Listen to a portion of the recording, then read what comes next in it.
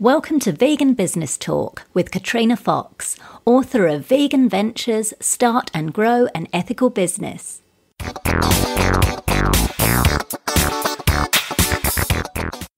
Hello and welcome to episode 118 of Vegan Business Talk. I'm Katrina Fox, journalist, author and PR consultant and founder of Vegan Business Media, a content, events and training platform providing success strategies for vegan business owners and entrepreneurs. Now, just quickly before we jump into the main part of the show, I wanted to let you know about my online PR course and group coaching program, Vegans in the Limelight. Now, this is a 12-month online program where you have video training that teaches you everything you need to know about how to do your own PR. You can ask questions on the platform and you can also post your proposed pitches and media releases before sending them to journalists to get my feedback.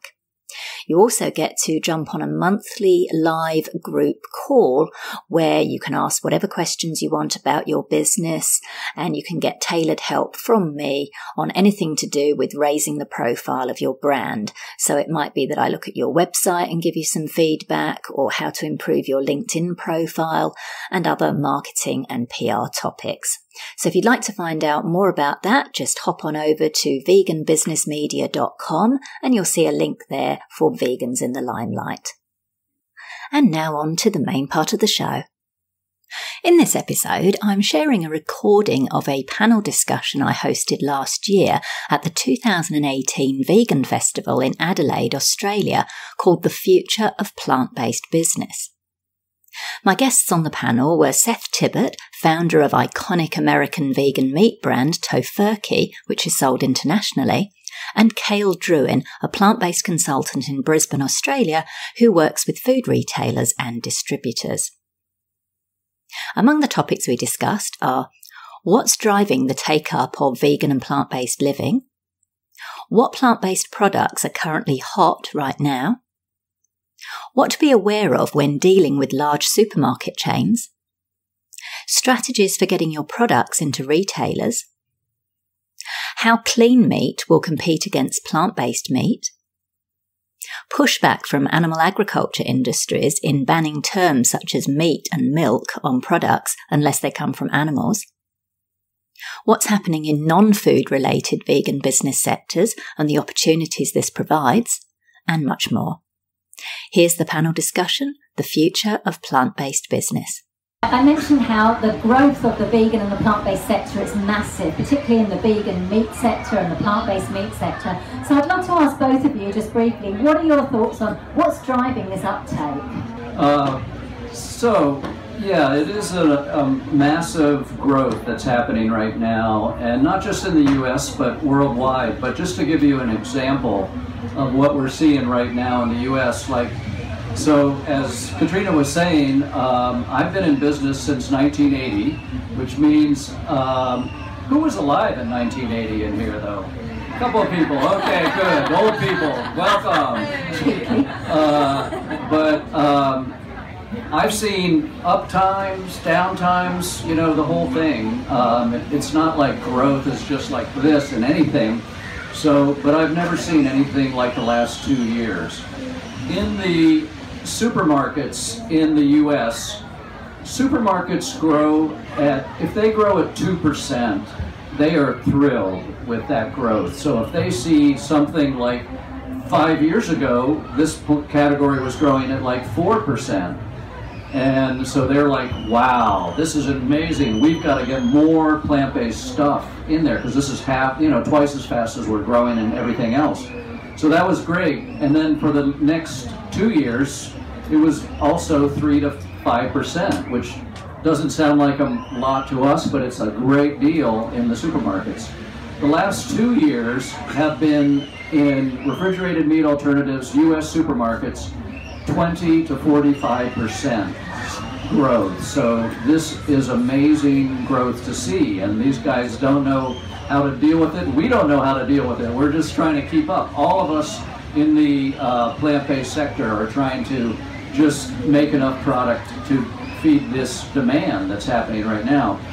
And you know, what we say in our marketing is taste is king, value is queen, everything else is marketing. There's all these great reasons to eat vegan, which we've talked about here, you know, from health of the planet, health of animals, but really when it comes down to the end of the day, it's got to taste good or it's not going to sell. And I think what's really driving the growth is that the improvement is so massive in taste and texture, because the first meat alternatives, they didn't, you know, it's like if you were a vegan, you know, you're just happy to find something to eat. And it was, you had sort of like poetic license, like people would just go, this is great, like give me more. But, you know, now we're dealing with this flexitarian market. Like in the US, about 20% of the public eats half of their meals meatless every week. These guys, you know, they're not vegan, so they're free to eat anything, so it's got to taste really good, and the texture, which is harder to get down than the taste. Taste is hard, texture's doubly hard, because it's how it goes through the equipment and everything, and you make this stuff in the lab, and it's like 1 pound, and it's like great. You take it out to these big machines, you try and make a 1,000-pound batch, and it's just like, oh my God, what are we doing? So anyways, I say it's taste and texture is getting so good that it's just driving people crazy, and that's what's doing it. Yeah, I love that. It'll be interesting to see what Cale says about the Australian market, but I know about what Seth said about when we're vegan, we're just grateful, but 21 years ago, the vegan cheeses were hideous. They tasted like rubber. So, you know, I said that in my talk earlier, so I think you're right that the texture, the taste, it's all really improved. Cale, from an Australian perspective, what are your thoughts on what's driving the growth? Exactly the same thing.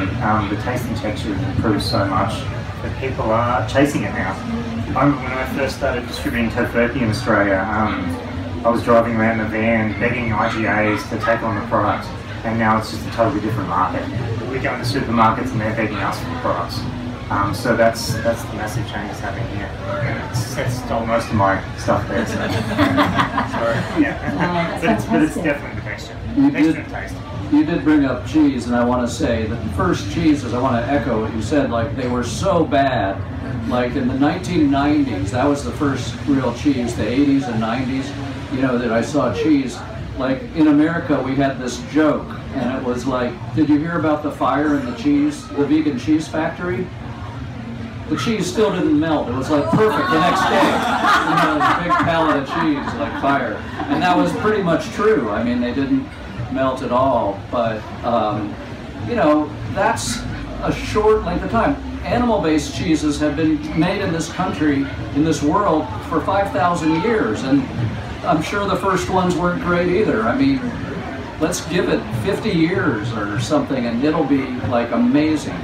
But right now, you know, vegan cheese is a really, it's a jet stream out there, and that category is Well, actually, that leads into my next question, is what plant-based products are currently hot right now, and obviously plant-based dairy alternatives are seeing massive growth. Do you want to talk a little bit about what you're seeing there? Because I know you invest, as well as being the founder of Tofurky, you also invest in at least one vegan cheese brand. Can you talk a little bit about that, Seth? Well, yeah, Miyoko's cheese is this great cheese. I think it's the best cheese in the US, certainly, and I'm one of the investors in that. They were our first competitor, actually, with Tofurky. Miyoko brought out the Unturkey, and then, but now we're on the same team, and it's great. But, you know, that's a really, like the cheese, it's almost like there's two kinds of cheese. You have to either have stuff that'll go on a cracker cold, or you have to get the shredded kind that'll melt in a toasty or a cheese sandwich.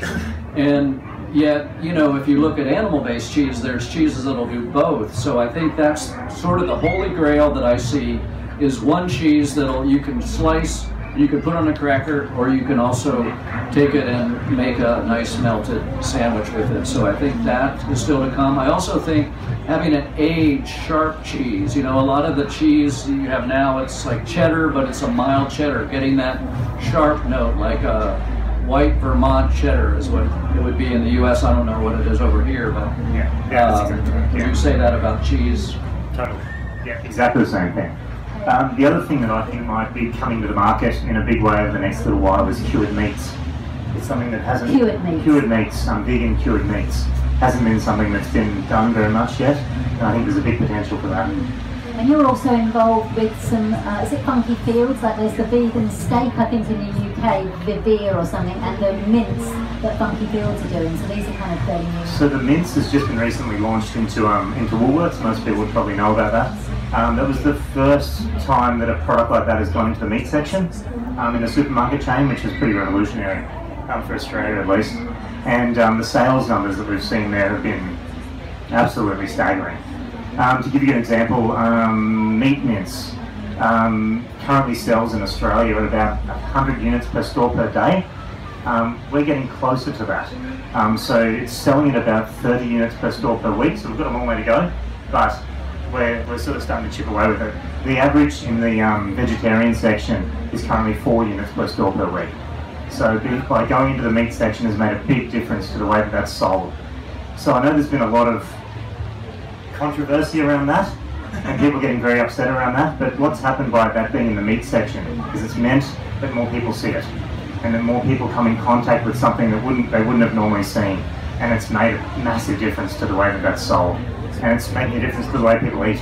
Yeah, absolutely. I read an article for Forbes on just that, should vegan products be stocked in the meat aisle, and it's a very, the vegans don't want it, and a lot of us as vegans want to, walk past all the blood and what have you, but it's not about us, it's about if people who would otherwise buy regular animal-based meat go, hang on a minute, I might buy this, and I think, and Seth can probably talk to us as well, Beyond Meat in the US, which is one of the bleeding plant-based burger companies, they've, had great success, and they actually insist on, they won't even, apparently now I spoke to Ethan Brown, the founder, that he said they won't actually now go into stores unless they get stocked in the meat department, and they actually outsold, I think in their California division, he told me, it's in the article, I can't remember the exact figure, but they actually outsold over a certain period, even products like Angus beef, they actually outsold. So I think that's really important to let that sit, that vegan burgers are starting to outsell the meat-based items. So do you want to talk a little bit about that, or did you have something to add? Sorry, just around the Funky Fields, the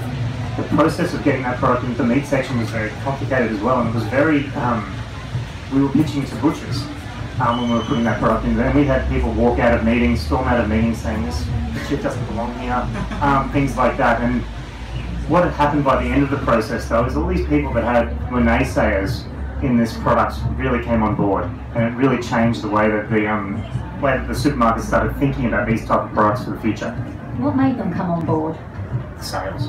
Nice. It's what talks. It's what talks in the end. But we cooked the product up. They loved the product. It had to be a good product as well, but it was really the sales. The sales blew the supermarkets away. And as far as you know, and I know it's probably anecdotal, do you think the majority of those sales were from what Seth referred to as flexitarians, as opposed to vegans? Yeah. Nice. And from a vegan perspective, when those products get ranged in the meat section, there'll be more and more of them being ranged in the meat section over the next little while.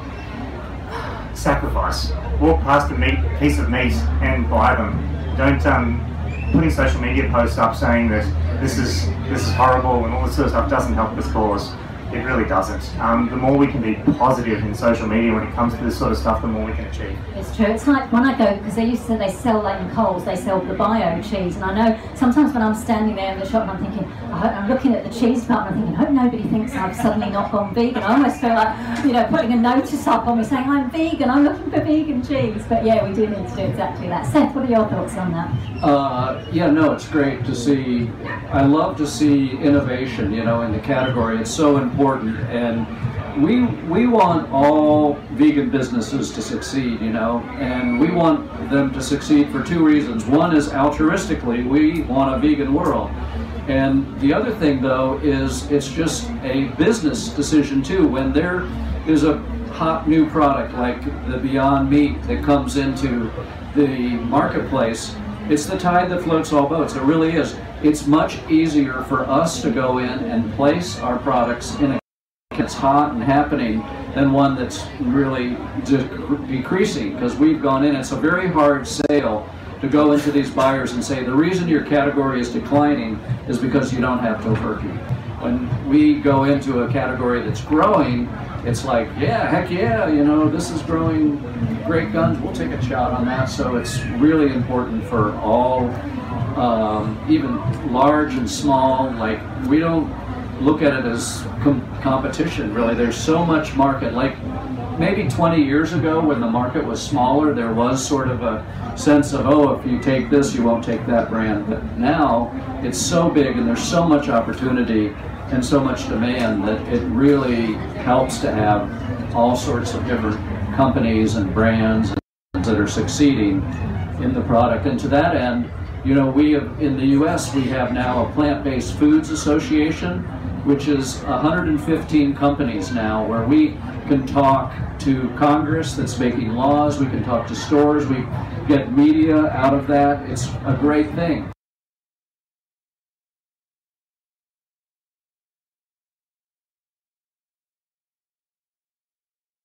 One of the vegan products on special, don't buy it. Like, well, if you do buy it, obviously it's good for you, it's actually not good for them because it means their margins are kind of even less. So can you just talk a little bit about perhaps the dark side of So that goes a bit both ways, that one. It's important to still buy those products when they're on special. You're right, the company is paying for those specials. Coles and Woolworths don't give away any margin at all. When it comes to specials, it's all passed back to the manufacturer. But they also have an obligation to do well during those specials. So if the sales are bad during those specials, it can affect their overall ranging within the supermarket. When it comes to margins, yes, it's brutal. The initial process when you're ranging your product into Coles and Woolworths is a taste and excitement sort of process where the buyer is really interested in these products getting into the shelf, especially now.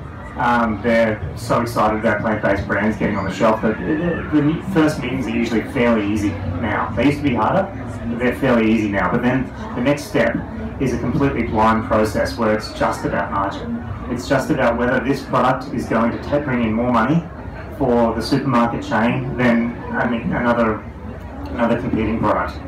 So we're not quite, although we are expanding quickly, there is still a one-in, one-out strategy when it comes to a lot of vegan products and plant-based products in Australia. Do they have to pay for shelf space? Because I know in the US, you have to pay for a certain shelf space. Do you have to pay for it in the same way here in Australia? You're not allowed to do that. There was, in Australia, I might be wrong on this one, but I'm fairly certain that Woolworths and Coles got fined recently for doing that sort of thing. So what they've done as a different structure is it's marketing. You're paying for a marketing package to promote the product, and they can be very, very expensive.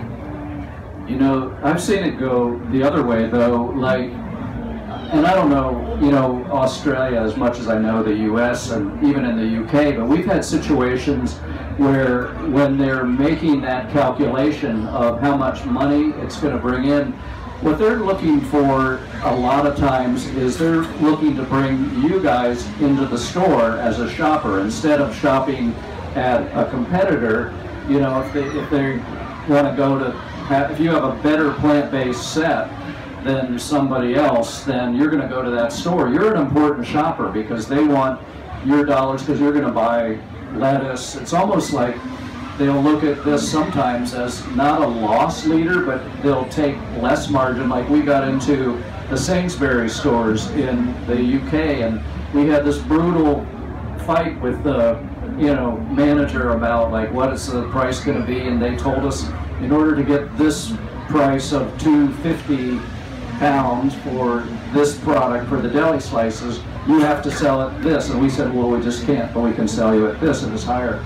So we started doing business, and lo and behold, it came out on the shelf at $2.50. So they cut their margin because they were on, notice from their management. Hey, Tesco has got this hot brand of vegan products in here. We need a hot brand of vegan products, so we want that shopper. So it's not as clear cut, and maybe Australia's more money mad. You guys like money more than the US? Because I didn't think anybody liked money more than the US or the UK, but maybe you guys do. In Australia, every department is isolated, so they don't think about the overall business in any clear way. Like they don't think about how much more money that customer is going to bring into the business. They think about exactly what that shelf space is going to achieve for them. The one difference though, another reason why you should support products that go into the meat section, completely different margin structure within the meat section. No marketing budget, and the margins are about half of what they are in the other departments. Interesting. Is that the same in the US, out of interest? Yeah. You know, that's true, but again, it's all about the power of the brand too. Like if you have a unique product, like not just one that's like, I'm doing a better job than Tofurky, for instance. It's like this, but if you have something creative, like right now I think vegan seafood, really big, up and coming. It's a category that's not really developed, but if you say invented a great vegan prawn or a salmon, like salmon, very difficult for people to knock off, but if you created something that no one else had, you have a lot of power in that negotiation and bringing that into the store. So I think being creative and having some of the wackiest ideas are some of the best ideas, you know, and some of the ones that everybody goes, that's a good idea. Like nobody thought Tofurky was a good idea. Like I had to fight for that name, you know, and then I was just like, we're going to do this. And, you know, it worked out because it was unique and it was a unique product. So really being creative and unique and finding a niche that's not being served is just really, I think, crucial. Niche, as we say it in Australia. Oh man, correction. Discussion at 24-hour time as well. Yeah, I got a lot of problems with Australian culture. Sorry. As they say, what do they say in America? Don't they? The riches are in the niches. So it kind of works with that. But anyway, that's right. Seth is so right. But having a creative idea, and you know, is just critical. Something new, something different, because those guys are looking for innovation and something truly innovative. You're much more likely to get into a sort of battle around margin and marketing budget if you're trying to replace another product that's close to the same. They're almost certainly going to go for your product if you give them more margin and more money. But if you can't do that, they won't go for that product.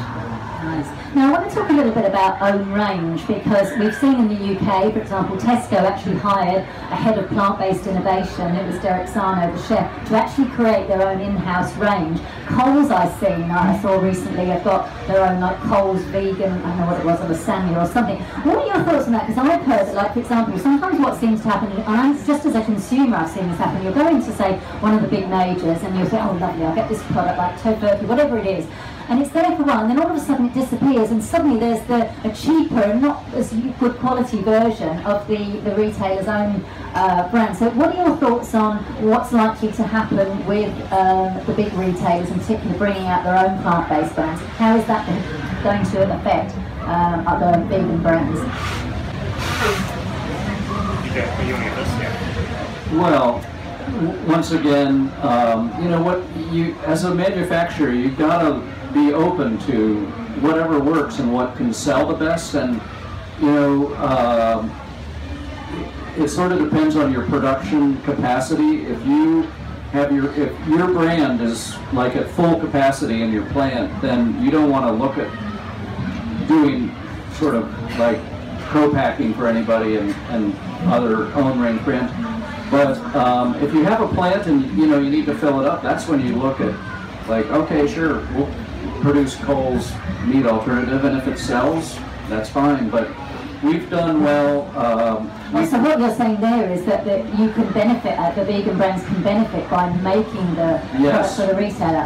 The manufacturer. Right. You have to be open to, you know, whatever works. We've just always been promoting our brand the most, and we had this situation in the UK now where a year ago we developed a line of vegan sandwiches because the UK invented this word vegan in 1944, and they invented sandwiches. So we developed these sandwiches in the exact same wedge package that all these other guys have, and we put a Tofurky brand on it, and because we were thinking like Sainsbury and Tesco, they always have their own brand, that's all they have, but as a vegan brand they wanted something to stand out and say this isn't meat, this is vegan, and we had the name in vegan, so now they're taking our brand into their stores successfully. So again, as a vegan company, you sometimes have more clout than you think because they want to see it differently.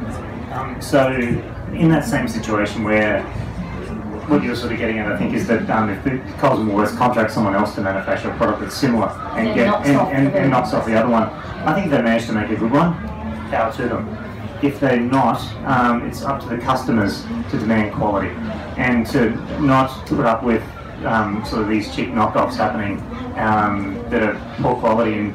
And from my perspective, we could be the first person, a vegan coming or someone coming in to buy that product for the first time, and if it's a bad quality product, it can affect their whole decision to eat less meat or eat less dairy. So it's just so important that we have quality products on the shelf. So quality is key.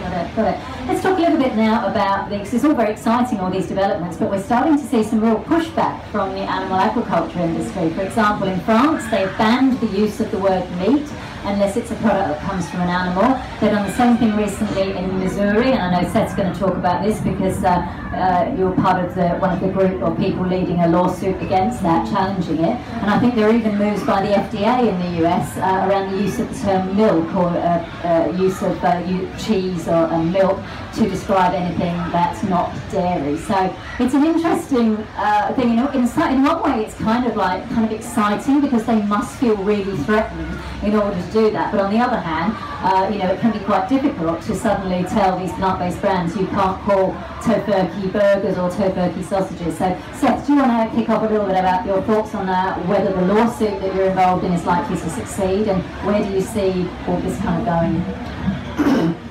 Yeah, so the first win that we got of this was in milk in the US because milk is the hero of plant-based foods right now. Plant-based milks in the US are 13% of all milk sales at retail, which is phenomenal.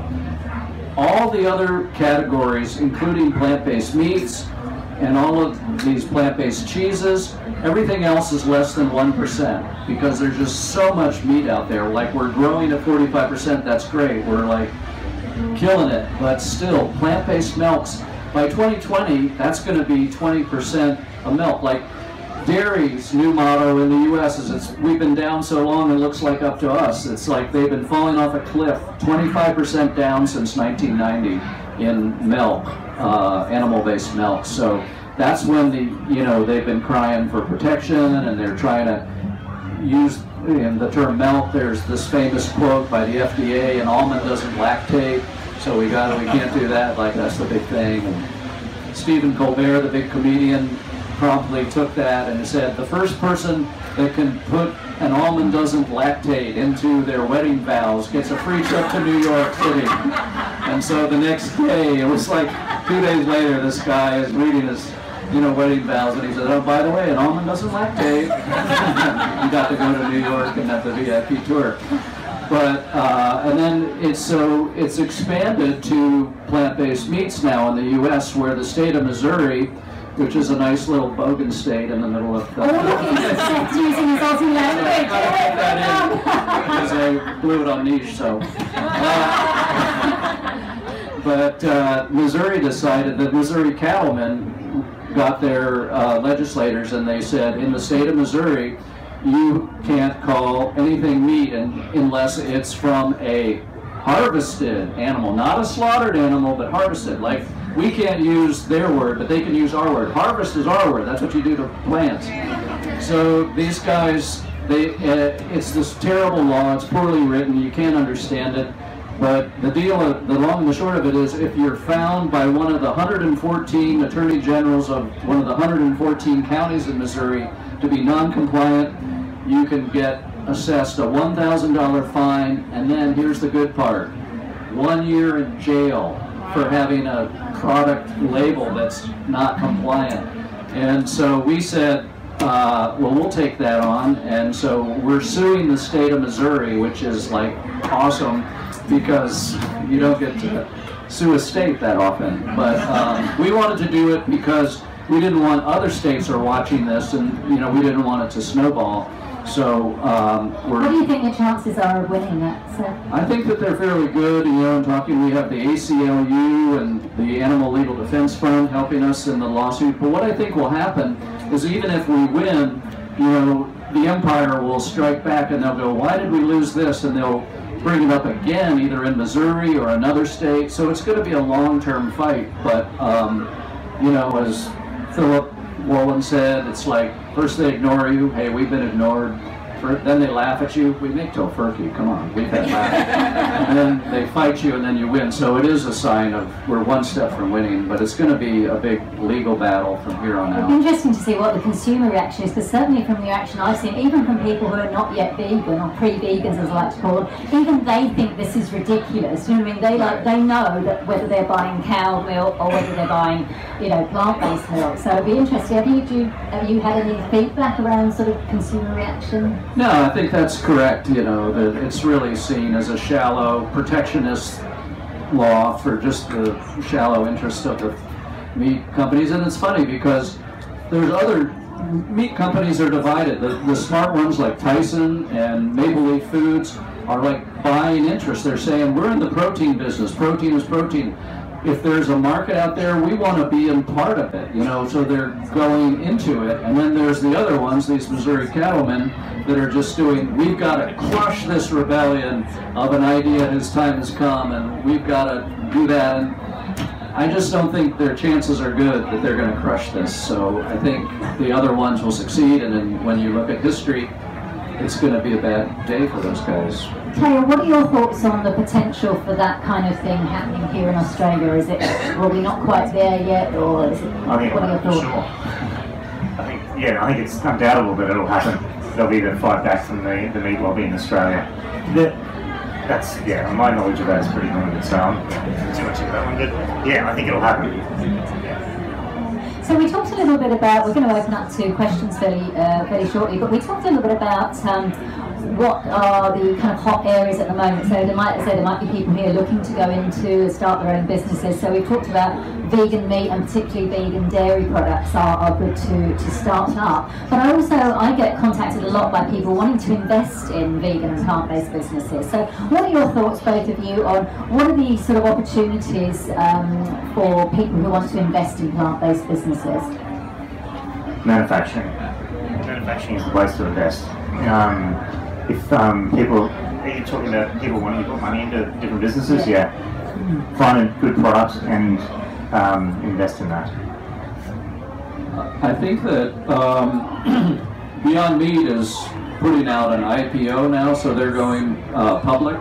So there's a place if you wanted to get into buying US stock. I don't know what there is over here like that. I don't think there is I think in the US, I think it's the first it might even be the first global meat company to actually be put out as an IPO. I could be wrong, but I think so. Certainly nothing like that here as far as I'm aware, or in the UK. But still there's, you know, small companies, and as Cale said, like manufacturers that are growing. You know, when you're growing, you need capital, and they're probably open to selling stock or a share of the company in some fashion. And some of them are doing equity crowdfunding, which is quite an interesting thing. Like, I think it's a new thing in the US, where it's not your regular crowdfunding, but like, whereas typically in the US, and you probably know more on this, you have to be an accredited investor to invest in a brand, but now the SEC changed their regulations to allow equity crowdfunding, so you can invest a minimum of $100 US in exchange for equity of the company. So I'm representing a company that's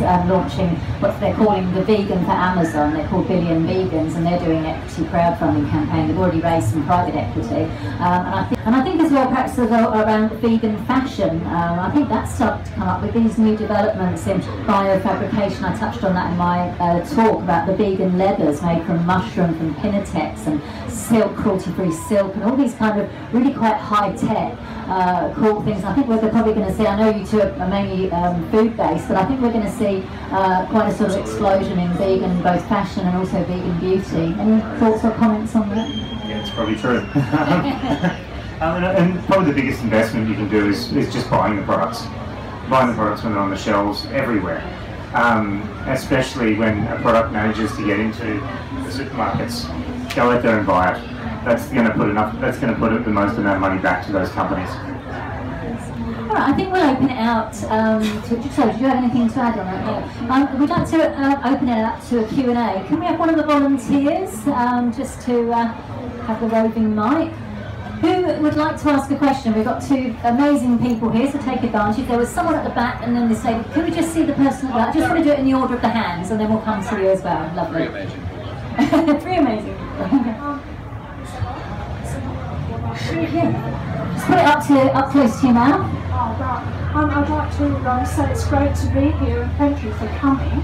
I'm an ex-teacher, very concerned about the power of the propaganda coming from both the dairy and the meat industry in Australia. So my question relates to a plant-based business here in Australia who's got the will, the money, the drive to do education on the web available to the teacher to give a balance in our education system to what is being presented to the children, especially by Dairy SA. I have been a couple of times to our Minister of Education over in his electorate, and he has agreed that the education system at the moment is unbalanced and that he would accept a plant-based website that passes the Australian curriculum.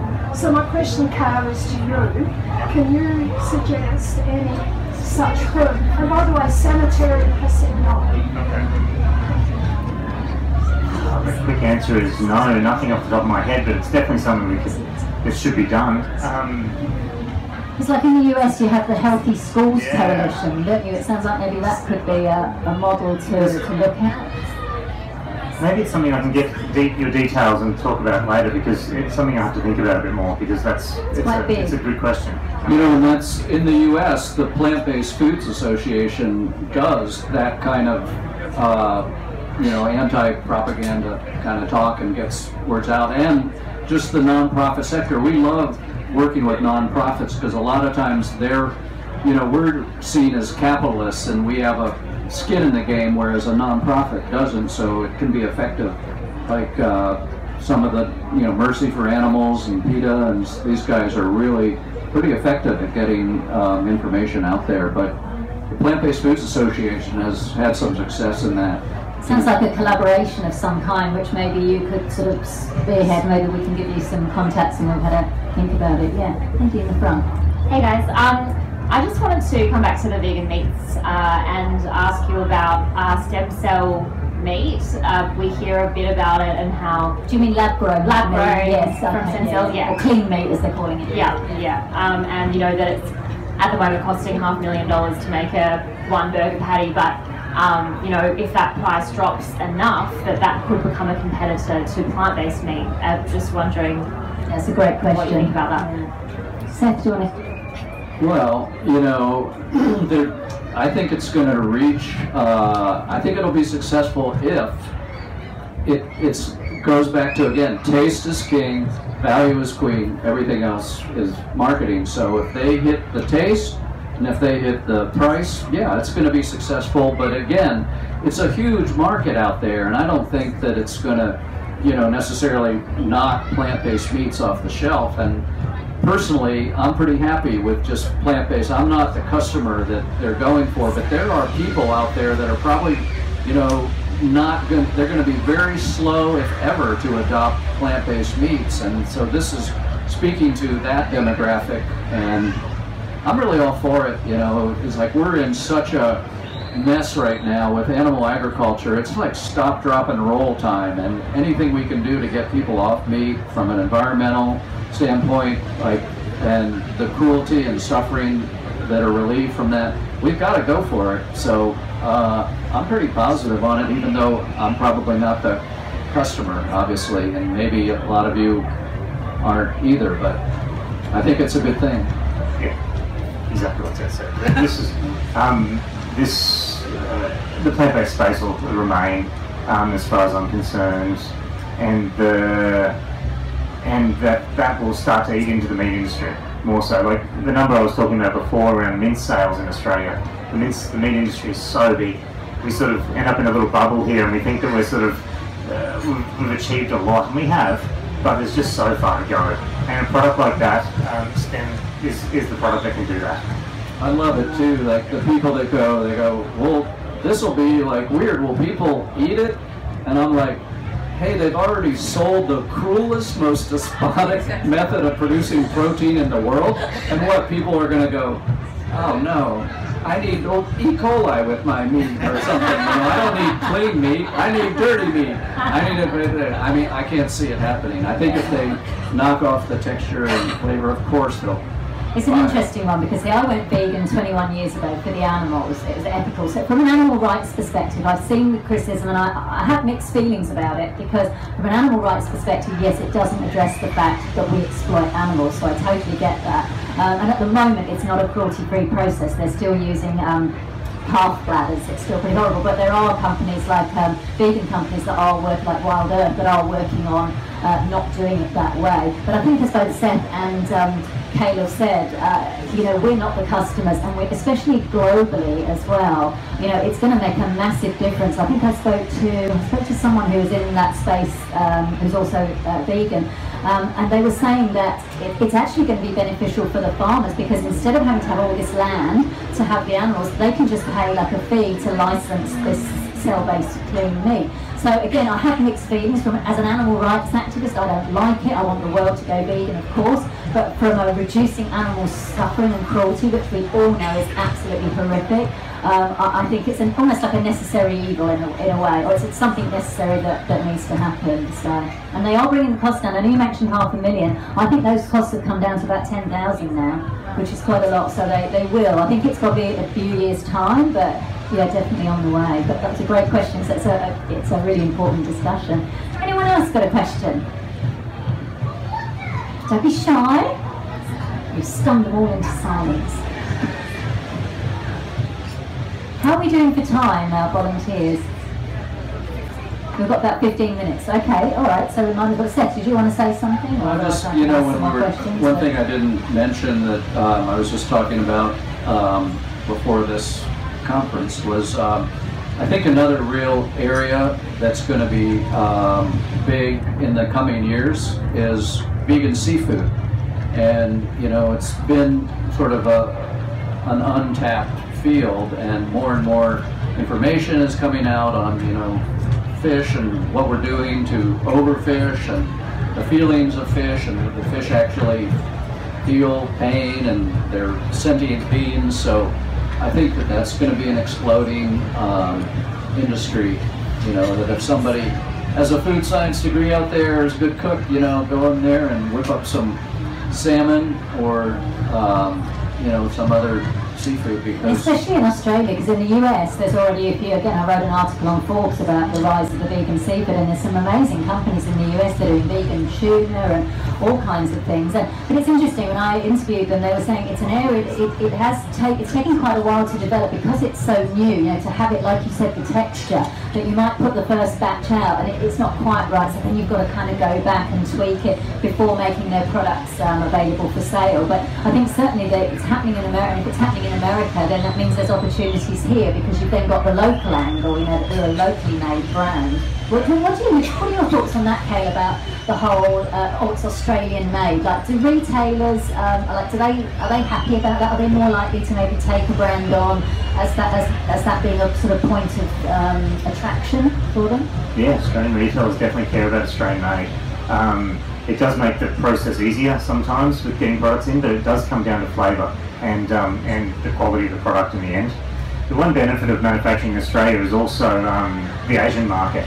We're sort of a good hub for distributing into the Asian market. So there's opportunities if you're choosing to start to develop a product. It doesn't have to just be for the Australian market. It can be for export.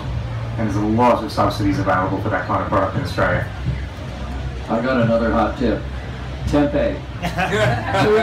who likes tempeh here? Tempeh. Is it healthier than tofu, Seth? I don't get into that discussion. Well, it has a lot of advantages, because you're eating the whole bean and not the milk of the bean. It's higher in fiber and higher in protein, and it's actually one of the wonder foods. It's like easy for the body to digest and assimilate tempeh, and it's under-marketed, I think. And we've been making tempeh for now 39 years, and we're just having to build bigger and bigger incubators. We can't keep up. It's a real happening thing, and I think it's a place where somebody can start out small, like that's the route I did, and I think that route is still out there. And the neat thing about tempeh is you can use all different beans and grains as a substrate. Like it's not just soya, although I love the soya the best, but I've had a zuki bean tempeh in Maui that a friend of mine was making that I thought was unbelievable. Pinto bean, all these other beans, garbanzo, so there's that. And just finding out different ways you can flavor tempeh, and you're like very close to Indonesia here, which is the motherland of tempeh, and I just think that I've seen sales numbers that indicate that tempeh in even the supermarket channel here is a hot and happening category. So I would say make tempeh. It's a fun thing to make at home, by the way, too, and you can make the best tempeh you will ever eat. If you haven't had like fresh homemade tempeh, you haven't had tempeh. You'll be able, it's one of those products you can make at home, and it'll be a million times better than anything you'll buy in a store. So tempeh is something that I think will be more opportunity here, didn't we? We just started a tempeh cooking class. Fantastic. Anyone got any questions? Oh, there's a couple at the back. Yes, there's one at the lady there and then the gentleman behind. Hi, I just want to sort of say I am a different niche to maybe some people here. You know, I'm a zero waste vegan, so I wanted to ask you guys like whether you consider that niche in the products you create, and perhaps you consider using more sustainable packaging, because I currently do not buy packaged food because I'm avoiding plastic.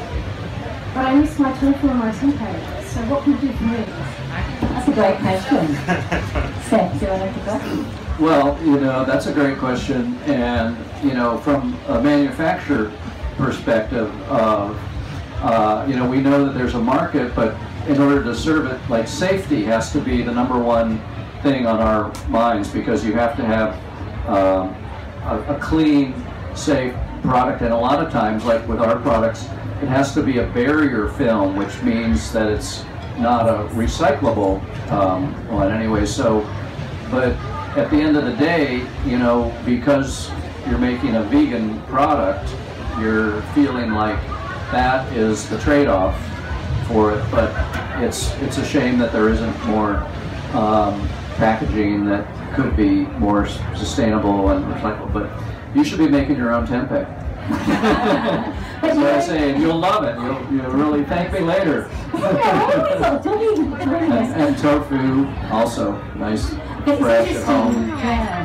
So it's interesting what you say. I've been working with a vegan brand here in Australia and doing some PR work for them. And one of the things they were wanting to do is introduce compostable packaging. And it looked as though it was all going to happen. It was going to be quite interesting. But then they found out that apparently this compostable packaging actually had lead or something in it. And so they didn't go down that route. So I think it's something that manufacturers are starting to... yeah, it's something that manufacturers, I think they're starting to have that conversation around it, and so hopefully down the track there will be either, like I say, recyclable, recycled or compostable or biodegradable. But yeah, at the moment it is difficult because, like Seth said, and as Cale will probably know, we've got these regulations, and in order to get the products into the retailers, you've got to tick these boxes. I feel as frustrated as you. You know, we open the packet and we're like, oh, come on.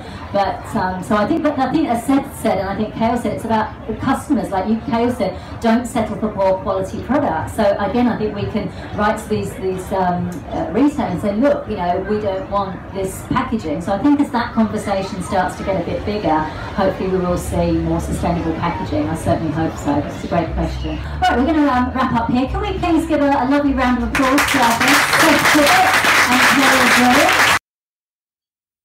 So that's it for this episode of Vegan Business Talk. Thank you so much for tuning in. If you enjoyed the show, I'd really appreciate it if you gave it a review and rating on iTunes or any other platform you're listening on. Finally, I encourage you to head over to veganbusinessmedia.com, where you can find more free resources as well as details of how we can work together to help you grow your vegan business. I'm Katrina Fox, author of Vegan Ventures, Start and Grow an Ethical Business. And I look forward to catching up with you in the next episode of Vegan Business Talk. Bye for now.